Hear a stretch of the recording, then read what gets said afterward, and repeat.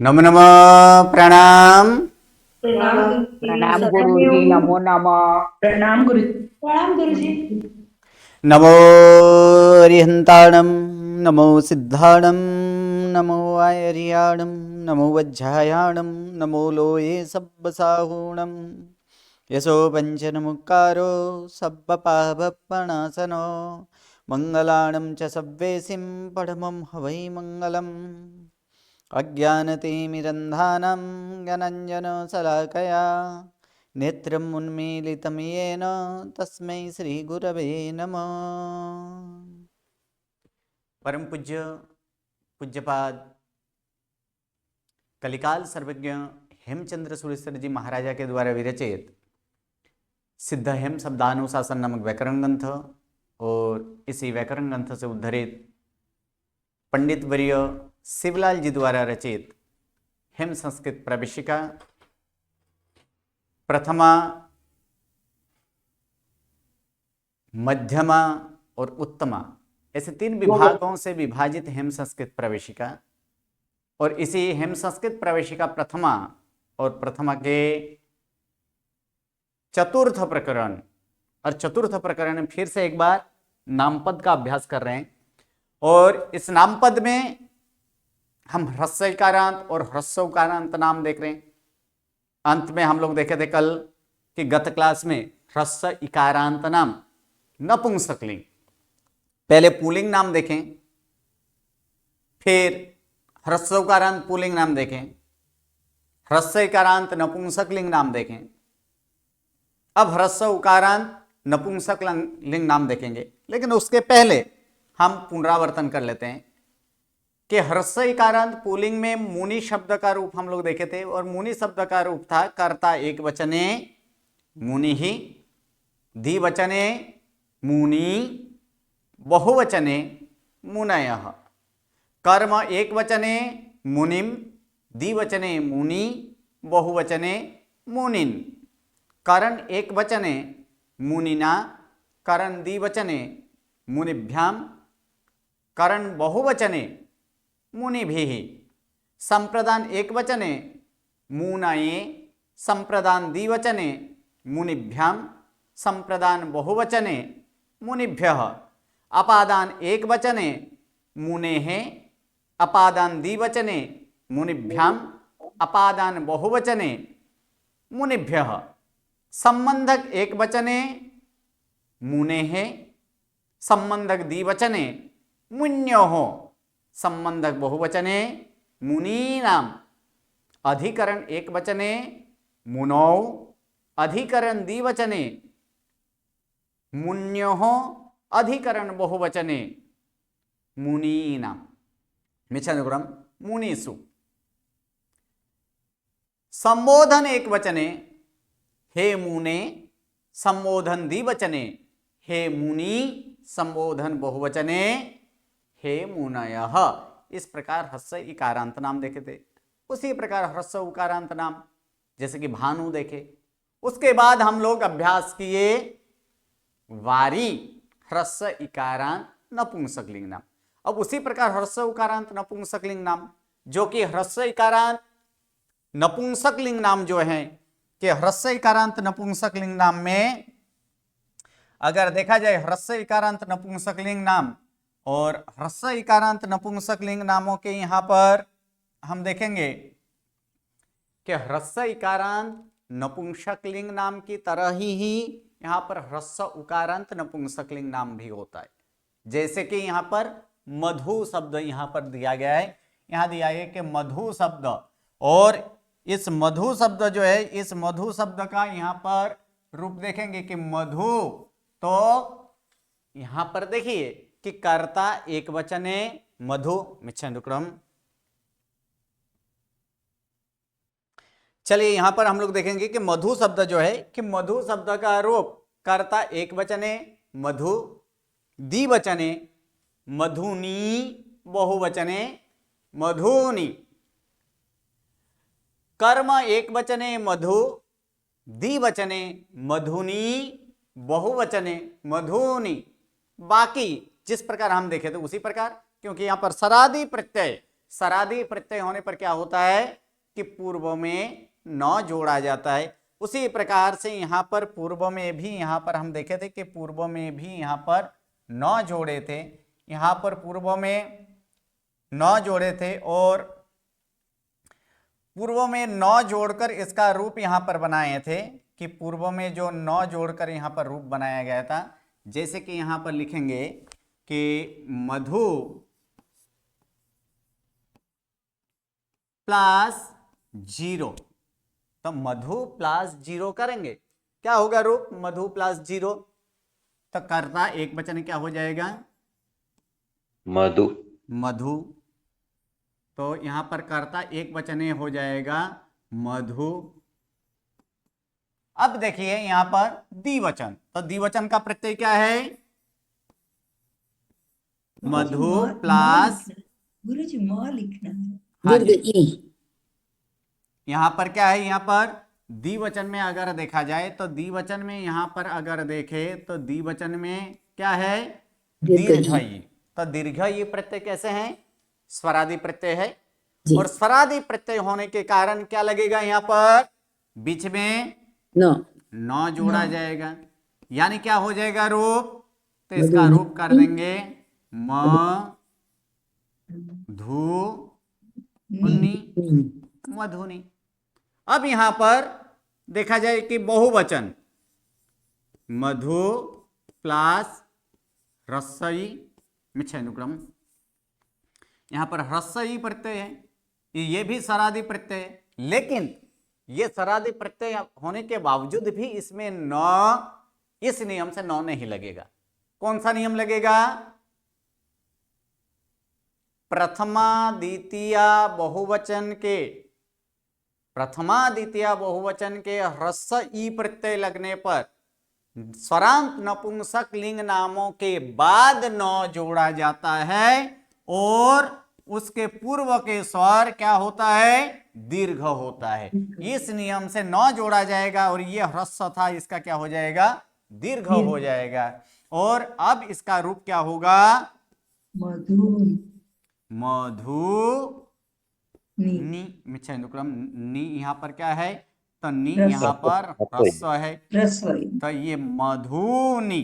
इस प्रकार से कर्ता और कर्म में ऐसे रूप हुआ है कि कर्ता एक वचने क्या है, यहां पर कर्ता एक वचने मधु, मधु द्विवचने मधुनी मधुनी और बहुवचने मधुनी मधुनी। उसी प्रकार कर्म एक वचने मधु मधु, द्विवचने मधु मधुनी और बहुवचने मधु मधुनी। इस प्रकार यहां पर देखें कि कर्ता और कर्म में इसी प्रकार से।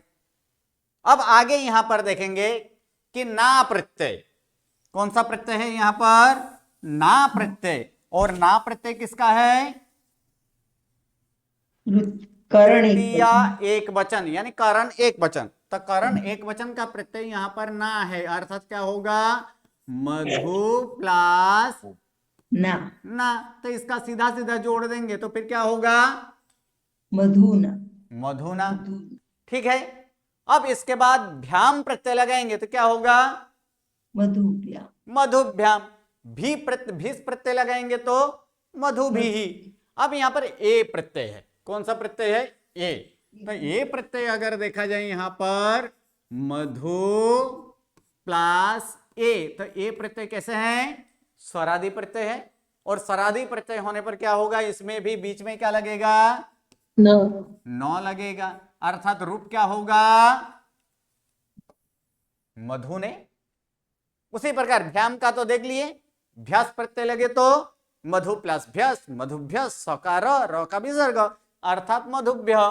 उसके बाद यहां पर अस प्रत्यय, अस प्रत्यय क्या है स्वरादि प्रत्यय है, तो ये अस प्रत्यय ये भी स्वरादि प्रत्यय, यहां पर अगर देखें कि अस प्रत्यय यहां पर स्वरादि प्रत्यय है मधु प्लस अस, तो मधु प्लस अस स्वरादि प्रत्यय, और स्वरादि प्रत्यय लगने पर यहां पर क्या होगा फिर से एक बार बीच में नौ जोड़ा जाएगा, अर्थात पद क्या बनेगा पद बन जाएगा मधु नस। ये मधुनस यहां पर पद बने, पद के अंत में स हो तो स का र, और र का क्या होगा यहाँ पर विसर्ग, अर्थात रूप क्या होगा मधुनः। ये चतुर्थ यानी पंचमी षष्ठी एक वचन में क्या हो जाएगा मधुनः। फिर भ्याम लगे तो मधुभ्याम, भ्यास लगे तो मधुभ्य। यहां पर ओस प्रत्यय, तो ओस प्रत्यय भी क्या है स्वरादि प्रत्यय है। स्वरादि। यहां पर अस लगाए थे, अब अस के बदले हम लोग यहां पर क्या कर देंगे ओस ओस प्रत्यय कर देंगे। तो यहां पर मधुनस होता था, तो फिर यहां पर अब क्या होगा मधुनोस मधुनौस होगा। और यहां पर मधुनौस होने के बाद क्या हो जाएगा सौकार और र का विसर्ग, अर्थात क्या होगा मधुनोह। मधुनो तो देख लीजिए यहाँ पर षष्ठी सप्तमी द्विवचन में क्या है मधुनोह है कि नहीं, ये मधुनोह है। उसके बाद नाम प्रत्यय, तो नाम प्रत्यय लगने पर क्या होता है पूर्व का स्वर दीर्घ होता दीर्घ होता है, इसीलिए यहां पर क्या हुआ मधुनाम। मधुना फिर आगे यहां पर अगर देखा जाए ह्रस्वई प्रत्यय, सप्तमी एक वचन का प्रत्यय क्या है सप्तमी एक ह्रस्वई। वचन का प्रत्यय ह्रस्वई है। और ह्रस्वई प्रत्यय कैसे है ह्रस्वई प्रत्यय, तो ह्रस्वई प्रत्यय स्वरादि है, और स्वरादि प्रत्यय होने के कारण क्या है यहां पर क्या होगा कि मधु प्लस ह्रस्वई, ये स्वरादि प्रत्यय है, बीच में न लगेगा, अर्थात क्या रूप बन जाएगा यहां पर मधुनी मधुनी। फिर ओस प्रत्यय लगे मधुनो, फिर सु दंत स का मूर्धन्य स हो जाएगा। कौन से नियम से दंत स का मूर्धन्य स होता है नामी अंतस्था के क वर्ग के बाद, सही है नामी अंतस्था के क वर्ग के बाद अगर दंत स हो तो दंत स का मूर्धन्य स होता है, इसीलिए यहां पर क्या हो चुका है मधुसु। अब आता है कि संबोधन, तो संबोधन में क्या बताया गया कि संबोधन में विकल्प से गुण होता है।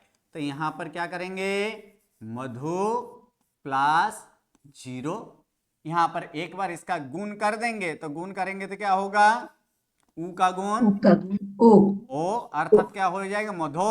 अगर गुण न करे तब क्या होगा मधु मधु। इस प्रकार यहां पर दो रूप, यहां पर क्या हुआ कि हे मधु और हे हे मधु, मधु। हे मधु और हे मधु यहां पर हुआ है। अतः ये उकारांत नपुंसक लिंग नाम जो मधु है, मधु का रूप इस प्रकार से होगा कि कर्ता कर्म एक वचने मधु, द्विवचने मधु, मधुनी, बहुवचने मधुनी, करण एक वचने मधुना, करण द्विवचने मधुभ्याम, यानी कारण संप्रदान और अपादान इन तीनों के द्विवचन में क्या हो जाएगा मधुभ्याम। करण बहुवचने मधुभिः, फिर संप्रदान एक वचने मधुने, संप्रदान द्विवचन तो हम लोग देख चुके हैं मधुभ्याम, संप्रदान बहुवचने और अपादान बहुवचने मधुभ्यः। अपादान एक वचने क्या आएगा मधुनः, द्विवचने मधुभ्याम, बहुवचने मधुभ्यः। संबंधक एक वचने, संबंधक एक वचने आएगा मधुनः, द्विवचने मधुनः और बहुवचने मधुनाम। अधिकरण एक वचने मधुनी, अधिकरण द्विवचने मधुनः, अधिकरण बहुवचने मधुसु। संबोधन एक वचने हे मधो, हे मधु। संबोधन द्विवचने हे मधुनी और संबोधन बहुवचने हे मधुनी। ये जो है कि ये किसमें ह्रस्व उकारांत नपुंसकलिंग नाम।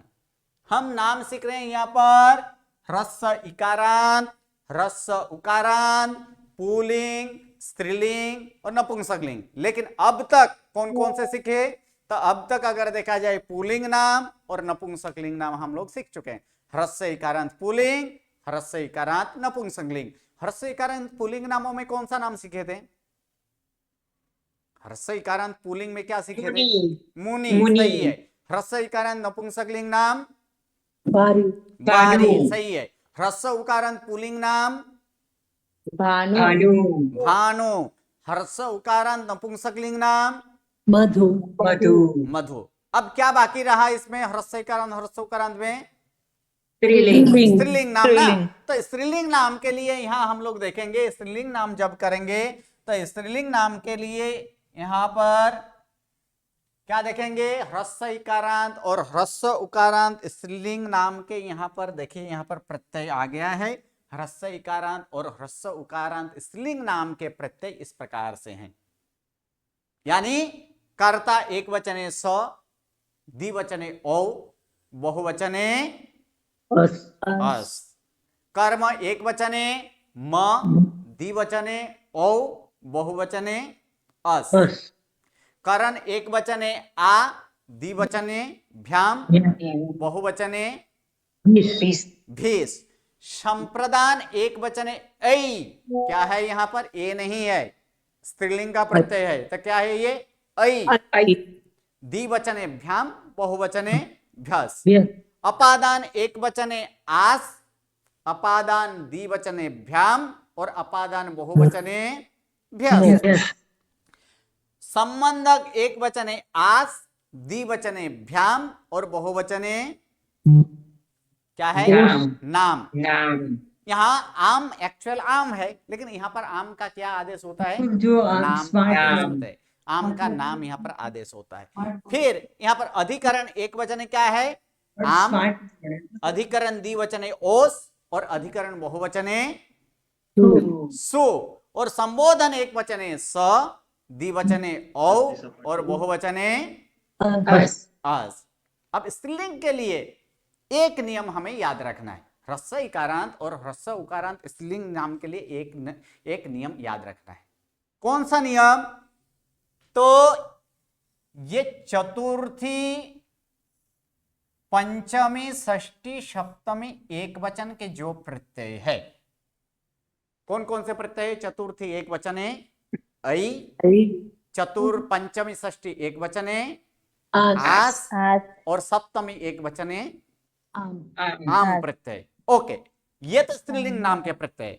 पुल्लिंग के क्या प्रत्यय है, चतुर्थी एक वचन में पुल्लिंग का प्रत्यय ए, यहां पर क्या था, पंचमी षष्ठी मिश्रण क्या था यहां पर, अस। पंचमी एक वचन और षष्ठी एक वचन में क्या था यहाँ पर, अस। और बहुवचने अधिकरण एक वचने ओ, नपुंसकलिंग में ई था, क्या है यहाँ पर, ओ डौ। किसमें, अधिकरण एक वचने। इन चार प्रत्ययों को भी याद रखना है। ये चार प्रत्यय कौन किसका है, ये चारों चार प्रत्यय पुल्लिंग इकारांत, इकारांत, उकारांत, पुल्लिंग के लिए है। तो यहां नियम ये है कि स्त्रीलिंग में ह्रस्व इकारांत और ह्रस्व उकारांत स्त्रीलिंग नाम में कि चतुर्थी एक वचन, पंचमी एक वचन, षष्ठी एक वचन और सप्तमी एक वचन में पुल्लिंग के प्रत्यय भी लगते हैं। इसका मतलब विकल्प से पुल्लिंग का प्रत्यय भी लगता है, अर्थात यहां पर दो दो रूप होगा।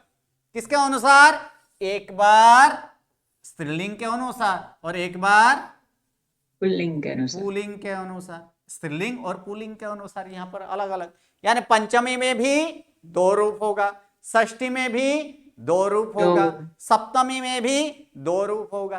तो इसके लिए एक यहां पर जैसे ह्रस्व इकारांत पुल्लिंग नाम के लिए मुनि शब्द देखे थे, उसी प्रकार ह्रस्व इकारांत स्त्रीलिंग नाम के लिए एक प्रसिद्ध शब्द वो जो है वो कौन सा है, मति। तो अब यहां पर हम मति का रूप देखेंगे। तो मति का रूप यहां पर सिद्ध करेंगे, पहले यहां से सिद्ध करेंगे, उसके बाद रूप क्या होता है उसको आगे देखेंगे। ठीक है, तो चलिए, मूल शब्द हमारे पास क्या है, मति। तो मति लिखेंगे यहां पर, मति प्लस प्रत्यय प्रथमा एक वचन का तो अर्थात पद बनाएंगे तो मतिस, टौका र और र का विसर्ग, अर्थात रूप क्या होगा, मति ही। द्विवचन में मति प्लस प्रत्यय क्या है, औ।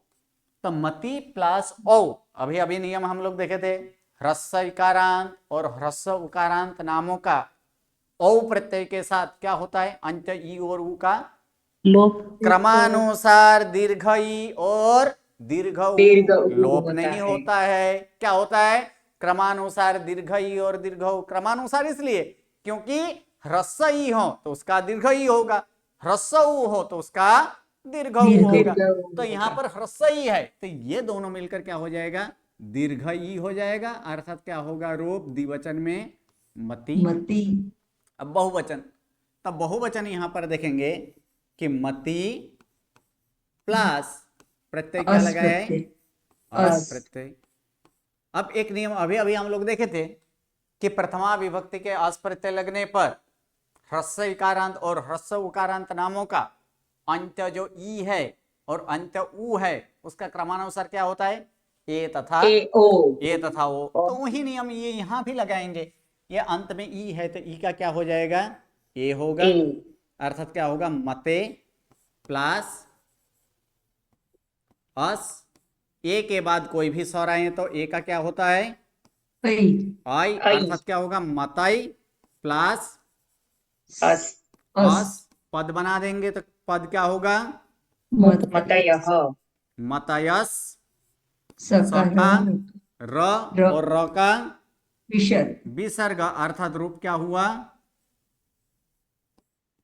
मतयः मतयः। ये रूप हो चुका है यहां पर मतयः।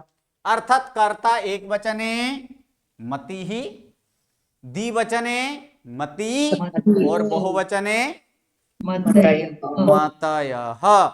यहां तक हो चुका है। अब यहां पर म प्रत्यय लगाएंगे तो मति के साथ सीधा सीधा म लगे तो फिर क्या करना है? मति। मति, ठीक है, मतिम लगे। औ प्रत्यय लगकर अभी हम लोग देखे क्या हुआ है?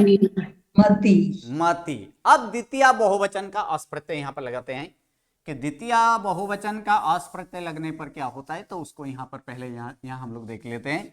तो द्वितीय विभक्ति के अस प्रत्यय यहां पर लगाएंगे मति प्लस अस। तो ये अस किसका है? द्वितीय विभक्ति के अस प्रत्यय। और एक नियम हम लोग जानते हैं कि द्वितीय विभक्ति के अस प्रत्यय लगने पर असहित पूर्व का समान स्वर दीर्घ होता है। दीर्घ होता है। तो पहले इसका असहित पूर्व के समान स्वर दीर्घ कर दीजिए। अर्थात क्या होगा? मति। और उस समय बोला गया अगर पुल्लिंग नाम हो, जो कि ये कौन सा नाम है? स्त्रीलिंग, स्त्रीलिंग। अब तो सोचना ही नहीं है, ये तो पुल्लिंग नाम है ही नहीं। पुल्लिंग नाम होता तो सौ का न करते। ये पुल्लिंग नाम नहीं, स्त्रीलिंग नाम है, इसलिए यहां पर सौ का क्या करेंगे? सौ ही रखेंगे। और मति सौ का र और र का क्या हो जाएगा? विसर्ग, विसर्ग। अर्थात रूप क्या होगा? मति मति ही। यहां तक कंप्लीट हो चुका है। अब यहां पर अब देखिए जहां जहां स्वरादि प्रत्यय आएगा, जहां जहां स्वरादि प्रत्यय आएगा पुल्लिंग के नियम के सिवाय स्त्रीलिंग के जहां जहां भी स्वरादि प्रत्यय होगा वहां पर एक नियम फिक्स है। और वो कौन सा? अस्वसर का नियम। वहां हर एक जगह पे हम लोग क्या करेंगे? अस्वसर का नियम लगाएंगे। लेकिन पुल्लिंग वाला चार प्रत्यय, चार जगह के पुल्लिंग के प्रत्यय लगते हैं। कहां कहां? चतुर्थी एक वचन में, पंचमी एक वचन एक में, वचन, षष्ठी एक वचन में और सप्तमी एक वचन एक में। वचन, इसके लिए नहीं, बाकी जो ये स्त्रीलिंग वाला प्रत्यय, स्त्रीलिंग के जो ये चारों चार जो ये स्त्रीलिंग के जो प्रत्यय है, इन चार जगहों पे या तो फिर जहां जहां स्वरादि प्रत्यय है, तो स्वरादि प्रत्यय अगर देखा जाए तृतीया एक वचन है स्वरादि प्रत्यय, चतुर्थी पंचमी षष्ठी सप्तमी एक वचन है स्वरादि प्रत्यय। और एक स्वरादि प्रत्यय कहां है? और कहीं स्वरादि प्रत्यय तो है ही नहीं। यहां स्वरादि प्रत्यय इस जगह पे जब स्वरादि प्रत्यय होगा तब कौन सा नियम लगेगा? अश्वसर। अश्वसर के नियम से क्या होता है? अश्वसर पर पूर्व के ई वर्ण अगर हो तो उसका क्या होता है? इन य। य पूर्व के उ वर्ण होता है, का य। व, पूर्व के रु वर्ण का र, पूर्व के लृ वर्ण का ल। ल तो वही ये अश्वसर के नियम लगेगा यहाँ पर। तो क्या होगा यहाँ पर? देखिए तृतीया एक वचन का यहाँ पर अगर रूप करे तो क्या होगा? मति प्लस आ स्वरादि प्रत्यय है, स्वरादि प्रत्यय। तो स्वरादि जी। प्रत्यय होने पर क्या होगा, अश्व स्वर। तो अश्व स्वर का अर्थ यहाँ पर ई का क्या हो जाएगा, य। य। अर्थात क्या होगा, इसमें य। तो आधा हो चुका है और उसके साथ क्या जुड़ेगा, ई जो है, ई का य। क्या हो गया, य। ये भी क्या हुआ, आधा आधा प्लस आ। अब यहाँ पर इसको पद बना देंगे तो पद क्या होगा, मत्या। मतिया। मत्या। ठीक है, ये मत्या। उसके बाद जहां व्यंजनादि प्रत्यय है, जैसे स्वरादि प्रत्यय में एक नियम यहां पर बोले कि स्वरादि प्रत्यय हो तो कौन सा नियम लगाना है, अश्व स्वर। अस्वसर्ग। अगर व्यंजनादि प्रत्यय हो तो व्यंजनादि जब प्रत्यय हो तो सिर्फ उसको जोड़ना है और कुछ नहीं करना है। जैसे मति के साथ भ्याम जोड़ेंगे तो मतिभ्याम। मतिभ्याम, मति के साथ भीस जोड़ेंगे तो मति भीस, मति लेकिन भीस। स का र और र का विसर्ग। विसर्ग। मतिभिः। बाकी उसी तरह से है, पहले भ्याम का देख लेते हैं, भी का देख लेते हैं, भ्यास का देख लेते हैं, उसी तरह से है। नाम प्रत्यय जब लगेगा तब वहां पर एक नियम है कि नाम प्रत्यय व्यंजनादि है, उसको तो जोड़ना तो है, लेकिन उसके लिए एक नियम याद रखना है कि नाम प्रत्यय लगने पर पूर्व के समान स्वर दीर्घ होता है, इसलिए मती नाम वहां पर कर देना है। बाकी सभी जगह पे, और यहाँ एक नियम एक लगेगा, कौन सा, व्यंजनादि में ये सु प्रत्यय जो है, नामी नामी होगा अंतस्था के क वर्ग के बाद अगर मूर्धन्य दंत स्वर स है। हो तो दंत स का मूर्धन्य स मूर्धन्य होता है, मूर्धन्य स इसीलिए होता यहाँ पर क्या हो जाएगा, मतीषु। मूर्धन्य। अब जो बाकी है वो मात्र एक स्वरादि प्रत्यय का है। ठीक है, स्वरादि प्रत्यय का जैसे यहाँ पर तृतीया तक तो कर लिए, अब चतुर्थी पंचमी षष्ठी सप्तमी यहाँ तो करेंगे ही, लेकिन उससे पहले दो स्वरादि प्रत्यय को कंप्लीट कर देते हैं। कौन सा, कौन सा दो प्रत्यय, षष्ठी सप्तमी द्विवचन को पहले देख लेते हैं, क्योंकि इस जगह पे तो दो दो यहाँ पर नियम सिद्ध करना है, इसलिए उसको बाद में देखेंगे। पहले षष्ठी सप्तमी द्विवचन का जो ओस प्रत्यय है, तो यहां भी अश्व स्वर लगेगा, अर्थात यहां भी क्या होगा, तो मति प्लस ओस प्रत्यय अगर हम यहां पर करें अश्व स्वर के नियम से, फिर से एक बार य हो जाएगा, अर्थात यहां पर देखेंगे मति प्लस ओस प्रत्यय, मति प्लस ओस, अश्व स्वर के नियम से य हो जाएगा, अर्थात क्या होगा यहां पर, मत्य प्लस ओस, अर्थात पद यहां पर देखा जाए, पद क्या बनेगा, मत्योस। मत्योस, क्या हो जाएगा, मत्योस, और सौ का र र और र का वर्ग विसर्ग, अर्थात यहां पर रूप क्या होगा, मत्यो हो मत्यो हो। षष्ठी सप्तमी द्विवचन में क्या रूप हो जाएगा यहाँ पर, मत्यो हो। मतयो नहीं है, मतयो होता तो फिर कैसे लिखा जाता, मतयो होता तो ऐसे लिखा जाता, मतयो हो, जबकि यहाँ पर क्या है, तो और य साथ में है, मत्यो हो। ये एक ध्यान रखना, जहां भी संयोग वाला हो तो उसके पूर्व के अक्षर ऊपर भार देना है, उसके पूर्व के अक्षर के ऊपर जोर देकर बोलना है, मत त्यो हो, पहले उसको छूटा बोले, मत यो हो, मत यो हो, फिर उसको ज्वाइन कीजिए, मत त्यो हो। ओके, चलिए अब आगे जो है कि चतुर्थी पंचमी षष्ठी सप्तमी एक वचन का जो स्वरादि प्रत्यय है उसको देख लेते हैं। तो चतुर्थी एक वचन पहले स्त्रीलिंग वाला प्रत्यय यहां पर देखेंगे, तो सारे जगह पे क्या हो जाएगा, अश्व स्वर लगेगा, अर्थात मति प्लस प्रत्यय क्या है, चतुर्थी एक वचन का ऐ, ऐ ऐ प्रत्यय है, तो अश्व स्वर लगकर इसका क्या हो जाएगा, क्या हो मत्य। जाएगा, य। यह हुआ मत्य प्लस ए, अर्थात रूप क्या बनेगा, मत्यै। मत्य। और मतीरू मत्य की वो एक दूसरा, जब यहां पर हम किसका पुलिंग का रूप लगाएंगे, पुलिंग वाला जब यहां पर लगाएंगे कि मति तुझे के શું કામ છે એને બી કાનમાં લગાવેલું છે म्यूट कर दीजिए, कौन है, म्यूट कर પછી दीजिए, રોટલી છે બીજી A89 म्यूट कर दीजिए, म्यूट रखिए, जब जरूर पड़े तब अनम्यूट करना, बाकी म्यूट रखिए। जब यहां पर मति प्लस ए लगाएंगे तब यहां पर क्या होता है, ए प्रत्यय लगने पर क्या होता है, वही पुलिंग वाला नियम यहां पर लगेगा कि पूर्व के ई का ए होता है, अर्थात मते प्लस ए, और ए के बाद कोई भी स्वर आए तो ए का आई होता है, अर्थात यहां पर क्या होगा, तो यहां पर हम देख लेंगे माताई प्लस ए, अर्थात रूप क्या होगा, चतुर्थी एक वचन में दूसरा रूप मतये, यानी दो रूप हुआ, मत्तेय और मतये। ये चतुर्थी एक वचन में मत्तेय मतये। अब पंचमी षष्ठी एक वचन का प्रत्यय क्या है, तब पंचमी षष्ठी एक वचन का प्रत्यय है आस, अर्थात मति प्लस आस प्रत्यय, अस्सर यहां पर लगाएंगे तो क्या हो जाएगा, यहां पर अस्सर लगाएंगे तो फिर हो जाएगा यहां पर मत्य प्लस आस, पद बनेगा मत्यास, मिच्छामी दुक्कड़म गुरुजी। सकार, हाँ जी, इस पे तो डई है ना गुरुजी, मूल रूप डई है, तो वो ड की वजह से ई का लोप होता है ना गुरुजी, मेरे को ऐसे ही याद है। किसमें मेरे को डय किए है? हुए 5 साल हो गए, लेकिन मुझे ऐसे ही याद है गुरुजी। किसका डई, डय है? आई डई। नहीं, आई डय यहां पर नहीं है, यहां पर सिर्फ आई प्रत्यय लगाइए।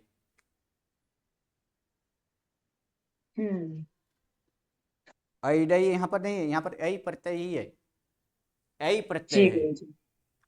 और ये अस्सर के नियम से मत्तय हुआ है।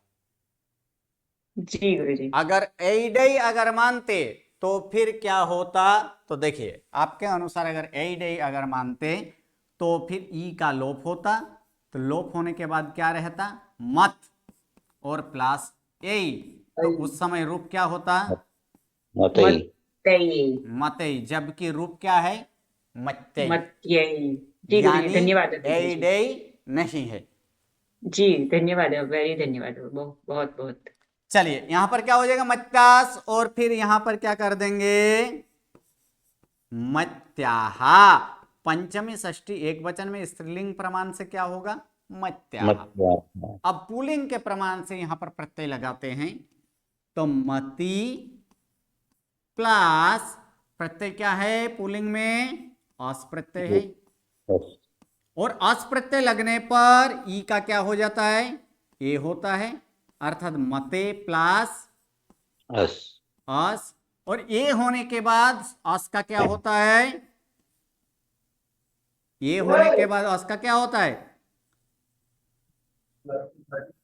तो ए होने के बाद अस का र होता है, क्यों भूल गए, मुनेहे में किए थे कि नहीं, मते प्लस र, अब इसका क्या बनेगा पद, तो मतेर, और र का विसर्ग, अर्थात रूप क्या होगा, दूसरा रूप मते है, एक मत्याहा, दूसरा पंचमी षष्ठी एक वचन में क्या होगा, मते है। अब प्रत्यय यहां पर है आम और दूसरा है औडो, तो आम प्रत्यय जब लगाएंगे, तो आम प्रत्यय लगाएंगे तो उसी प्रकार से यहां पर अश्वसर का ही नियम यहां पर लगेगा। आम प्रत्यय लगाने पर अश्वसर के नियम से क्या हो जाएगा, तो यहां देखेंगे मति प्लस आम प्रत्यय, तो मति प्लस आम अश्वसर, तो अश्वसर के नियम से क्या हो गया, मत्य प्लस आम, यानी रूप क्या होगा, मत्याम, मत्याम। और दूसरा जब यहां पर पुल्लिंग अनुसार लगाएं तो पुल्लिंग अनुसार क्या लगेगा, यहां पर मति प्लस कौन सा प्रत्यय है, औडो, ये औडो प्रत्यय डित प्रत्यय है, तो डित प्रत्यय होने पर क्या हो जाएगा, ई का लोप, यानी मत प्लस प्लस औ ओ, यानी रूप क्या होगा, मतौ मतौ, यानी दो रूप हुआ, एक मत्याम और एक मतौ। बाकी जो है इसी प्रकार से है, स्त्रीलिंग में जो है स प्रत्यय सहित संबोधन एक वचन में गुण होता है, अर्थात मति प्लस संबोधन एक वचन का प्रत्यय स है, तो ये स प्रत्यय के सहित इसका गुण होगा, तो ई वर्ण का गुण क्या होता है, ए अर्थात रूप क्या होगा? मते। मते यानी अब ये पूरा का पूरा यहाँ पर हम देख चुके हैं कि क्या इसका हुआ है। सिर्फ व्यंजनादि किए नहीं, क्योंकि व्यंजनादि पता है सबको आएगा कि यहाँ पर भ्याम प्रत्यय जोड़ेंगे, मति के साथ भ्याम जोड़ेंगे तो क्या हो जाएगा? मतिभ्याम मतिभ्याम। मतिभ्याम। भीष जोड़ेंगे तो मतिभिः मतिभिः। फिर भ्यास जोड़े तो मतिभ्यः मतिभ्यः मतिभ्यः। फिर यहाँ पर एक नाम है, तो नाम का अभी अभी बोले कि नाम प्रत्यय लगने पर क्या होता है? पूर्व के समान सर दीर्घ हो दीर्घ हो जाते दीर्घ, हैं। इसलिए क्या हो जाएगा यहाँ पर? मतीनाम मती नाम हो जाएगा। सु जो है, सु का क्या होगा? मूर्धन्य स करना है, मूर्धन्य। क्योंकि नाम ही अंतस्था के क वर्ग के बाद दंत स का क्या होता है? मूर्धन्य स होता है। इसीलिए यहाँ पर क्या हो जाएगा? मतीसु। ओके, A25 कोई प्रश्न है? हैंड राइजिंग किया हुआ है। नहीं गुरुजी, वो हो गया, डाई डाई डास ओके। का मैं पूछा ना। ओके, ठीक है। धन्यवाद गुरुजी। और उसके बाद बाकी सिर्फ यहाँ पर एक जो है, तो इसका क्या हो जाएगा? सप्रत्यय। सप्रत्यय के साथ उसका क्या किए? गुण किए हैं, और गुण करने से क्या हुआ है यहाँ पर? हे मते। तो देख लीजिए, मति का रूप क्या है? कर्ता एक वचने मति ही, द्विवचने मति, और बहुवचने मतयः मतयः। कर्म एक वचने मति मतिम, कर्म द्विवचने मति मति, कर्म बहुवचने मति मति। करण एक वचने मत्या मत्या, करण द्विवचने मतिभ्याम मतिभ्याम, करण बहुवचने मति मतिभिः। संप्रदान एक वचने मत्तये मतये संप्रदान एक वचने मत्यै, और दूसरा रूप मतये। मतये फिर द्विवचने मतिभ्याम मतिभ्याम, बहुवचने मतिभ्यः मतिभ्य। अपादान एक वचने मत्याः मत्याः, और दूसरा रूप मते। मतेः द्विवचने मतिभ्याम मतिभ्याम, बहुवचने मतिभ्यः मतिभ्यः। उसके बाद संबंधक एक वचने मत्या मत्याः, दूसरा मते मतेः। द्विवचने मत्यो मत्योः, बहुवचने मतीनाम मतीनाम। अधिकरण एक वचने मत्याम मत्याम, और दूसरा मतो मतो। मत्यो नहीं, मतो। क्या है यहाँ पर? मतो मतो। और फिर द्विवचने मत्यो मत्यो हो, और बहुवचने मतीषु मतीषु। फिर यहाँ पर संबोधन एक वचने हे हे मते मते, संबोधन द्विवचने हे हे मति, संबोधन बहुवचने हे मतयः। तो ये जो है कि ये इसी प्रकार, जिस प्रकार हम लोग सिद्ध किए थे उसी प्रकार हुआ कि नहीं हुआ? हो गया। हो चुका है ना? सिर्फ कितना याद रखना है? प्रथम नंबर याद, जो हम लोग ह्रस्व इकारांत और ह्रस्व उकारांत पुल्लिंग नाम के लिए जो नियम का प्रयोग किया था, उस दो नियम से किसका? तो यहां पर अगर हम देखेंगे किसका किसका, तो ये एक और ये एक और इसका, जो पहले उसी नियम से था। ठीक है। फिर स्वरादि प्रत्यय होने पर क्या करना है? अश्वसर का नियम, या तो फिर जो पुल्लिंग में देखे थे उस नियम से इसको यहां पर किए। बाकी स्त्रीलिंग प्रत्यय जहां हो वहां पर क्या लगा है? स्वरादि प्रत्यय आने पर अश्वसर। और कुछ नियम याद नहीं, यहां पर याद नहीं रखना है कि चतुर्थी, पंचमी, षष्ठी, सप्तमी एक वचन में दो दो रूप होता है। अब यहां पर जिस प्रकार यह ह्रस्व इकारांत नाम है, यहां पर यह ह्रस्व इकारांत है, उसी प्रकार ह्रस्व उकारांत, ऐसे ह्रस्व उकारांत स्त्रीलिंग नाम भी है। वहां पर क्या होगा? तो ऐसे ही जहां हम लोग दीर्घ ई करते थे उस जगह पे क्या होगा? दीर्घ उ दीर्घ ऊ होगा। जहां हम यहाँ पर य किए थे, इस य की जगह क्या होगा? वहां पर व होगा। य के जगह वहां पर व हो जाएगा। फिर आगे यहाँ पर कुछ नहीं है। जहां ये अस्सर के नियम से जहां य हुआ था उस जगह पे क्या होगा, उस जगह पे वहां पर वो वो होगा। वो क्यों हुआ होगा, क्योंकि अस्वर के नियम से ह्रस्व ई का य होता है, लेकिन अब ह्रस्व उ होगा तो ह्रस्व उ का क्या होगा, वो होगा और कुछ नहीं। यहां पर जो यहाँ पर एक ये थे उसके जगह यहां पर क्या होगा, ओ होगा। इतना है और कुछ यहां पर है नहीं। तो ह्रस्व उकारांत जो है कि ह्रस्व उकारांत का किस प्रकार से है तो वो देख लेते हैं। और ह्रस्व उकारांत के लिए एक शब्द है धेनु। यहां पर देखिए ह्रस्व उकारांत नाम यहां पर क्या है, धेनु। तो धेनु का वही देख लीजिए जहां ह्रस्व ई था, दीर्घ ई था, वहां पर दीर्घ उ कर दिए। द्विवचन में जो भानु वाला जो नियम सीखे तो उसी प्रकार है। कर्ता एक वचने धेनु, द्विवचने धेनु धेनु, बहुवचने धेनवः धेनवः। वहां पर यत भानवः जैसे था उसी प्रकार यहां भी क्या हो चुका है, धेनवः। सिर्फ इतना ही याद रखना है कि वहां पर भानुन था लेकिन यहां पर भानुन नहीं होगा, यहां पर धेनुन नहीं होगा। क्यों धेनुन नहीं होगा यहाँ, नाम है, क्योंकि ये स्त्रीलिंग नाम है जबकि भानु शब्द पुल्लिंग है। पुल्लिंग। और वहां पर क्या बोला गया था, अगर पुल्लिंग हो तो स का न होता है। ये तो स्त्रीलिंग नाम है इसलिए स का स ही रखना है। इसलिए यहां पर क्या हुआ है, धेनु हूं। उसके बाद देखिए यहां पर अस्सर के नियम लगाएं तो क्या हो जाएगा, यहाँ पर धेनवा। कैसे धेनवे, यहाँ पर कैसे धेनवा हुआ तो एक रूप यहाँ पर अस्सर का हम लोग यहाँ पर दिखा देते हैं। क्या रूप नाम क्या है, धेनु प्लस यहाँ पर क्या प्रत्यय लगा है, आ। तो धेनु प्लस आ यहाँ पर लगा है तो अस्सर के नियम से उ का क्या हो जाएगा, ओ होगा। उ का ओ होता है। अर्थात धेन प्लस उ का क्या हो जाएगा, वो प्लस आ, अर्थात रूप क्या होगा, धेनवा। क्या हो जाएगा, धेनवा। धेन वा के साथ आ जुड़ेगा तो क्या होगा, धेनवा। ये अस्सर के जगह जहां य था हम पूर्व में इकारांत में य देखे थे और उकारांत है तो उसका क्या हो जाएगा, वो होगा। इसलिए यहां पर क्या हुआ है, धेनवा। व्यंजनादि प्रत्यय बाकी सब में तो जोड़ना है।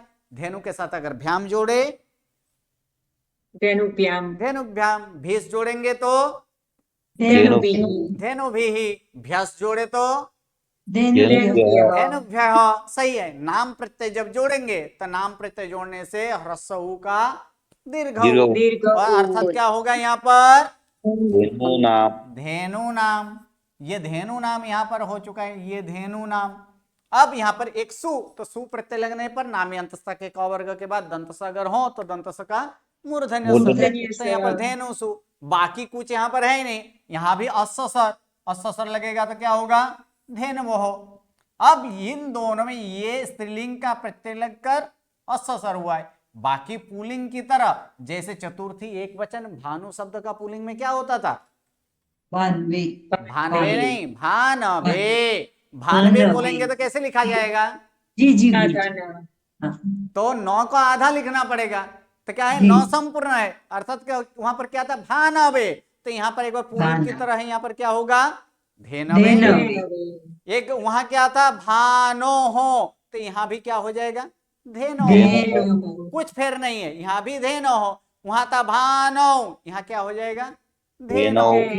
ये सब में सिर्फ अस्सर लगा है, ऐ प्रत्यय लगेगा तो क्या है, धेनवे।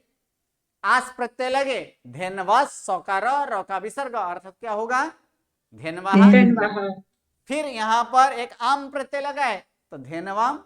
सिर्फ एक नियम याद रखना है कि अस्वसर वाला यहाँ पर नियम याद रखना है। बोलिए, किसी को कोई तकलीफ यहां तक के लिए, ह्रस्व इकारांत और ह्रस्व उकारांत स्त्रीलिंग नाम के लिए? नहीं गुरुजी, बहुत बढ़िया। ओके, आगे बढ़े अब।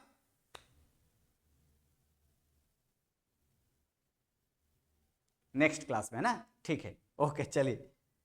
नमो नमः, प्रणाम।